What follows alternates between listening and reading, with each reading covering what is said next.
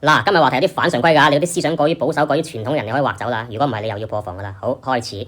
我同你哋講，絕大部分嘅父母啊，佢呢一世人都係拖緊你後腿，都喺度害緊你嘅。即係佢哋自己唔去揾錢，乜撚嘢都唔做，就算做都好啦，又做唔好，仲成世喺度拖你後腿。絕大部分嘅父母都係啲咁嘅人，因為窮人同富人嘅思維方式係唔一樣嘅。比如有啲老豆啦，佢一直都係窮人，即係佢呢一世人都未揾到100個咁佢講嘅嘢都係垃圾。佢講嘅嘢都係廢話，佢講嘅嘢一定都係打擊你。又比如有啲老母咁都係一樣嘅，特別中意講嘅，乜都同你講一輪嘅，就同我之前講嗰啲阿毛阿禪一樣嘅，即係離遠見佢悶埋個口面，揦埋嘅，成隻蘇鼠咁樣嘅，啲財神見到佢都掉頭走嗰隻就係咁啦，呢啲都係嘅，會將你啲財富毀滅嘅。大部分嘅父母都係屬於呢一隻呢一挺嘅。你講佢仲唔開心係咪？因為佢哋嘅思維係反住嚟嘅，你明唔明白？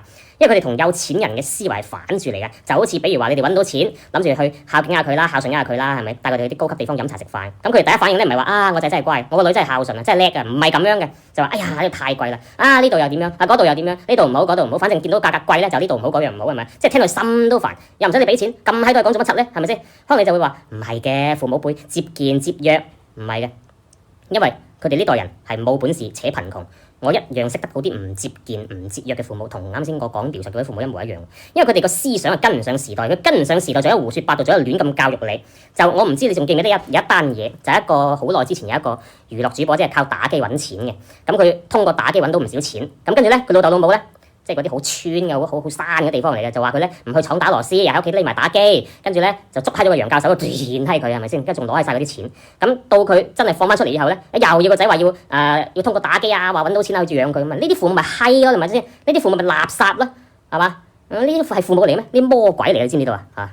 即係如果你真係想擺脫原生家庭，想出嚟發圍嘅話，一定盡量少接觸你嘅父母，避免同佢哋講嘢交流，因為佢哋一開口只會將你往坑入邊帶。就越帶越深，你挖都挖唔翻上去嗰隻好啦，我接下嚟講嘅嘢就更加難聽啦。我同你哋講，其實人生大部分嘅苦難都係冇意義嘅。你吃嘅苦，皆係因為你個父母冇本事。你細個嗰陣，人哋睇唔起你，其本質就係睇唔起你父母。如果你細細個就得到人哋嘅尊重同愛護，咁係因為人哋尊重你嘅父母，因為你嘅父母有本事有錢，你自細接受到嘅善意就會特別多。譬如話，如果你喺啲唔係咁好嘅學校入邊，就算死讀爛讀都好啦，其實你嘅老師、你嘅班主任喺心底入邊都係睇唔起呢啲咁嘅窮學生。我同你講。因為佢睇死你將來一定係做牛馬嘅哪怕你點叻都好啦。有啲家長甚至仲交唔起學費，仲成日拖數嗰啲更甚啦，係咪？嗰啲私立學校好多㗎，我同你講，你根本就冇可能要求呢啲學校嘅老師係陽春白雪嘅。另外就係你可能有運動天賦啦、藝術天賦啦、有其他天賦啦，但可能因為你屋企冇錢，你就算有任何一種天賦都冇用，因為你一世人都唔可能會知道你冇可能會知道你有滑雪天賦技術天賦你冇咁嘅資本去嘗試啊嘛，係咪？你對讀書冇興趣咁係因為你一間垃圾學校入邊俾住啲最粗劣嘅方式同你灌輸要你學習，你話你唔係天才。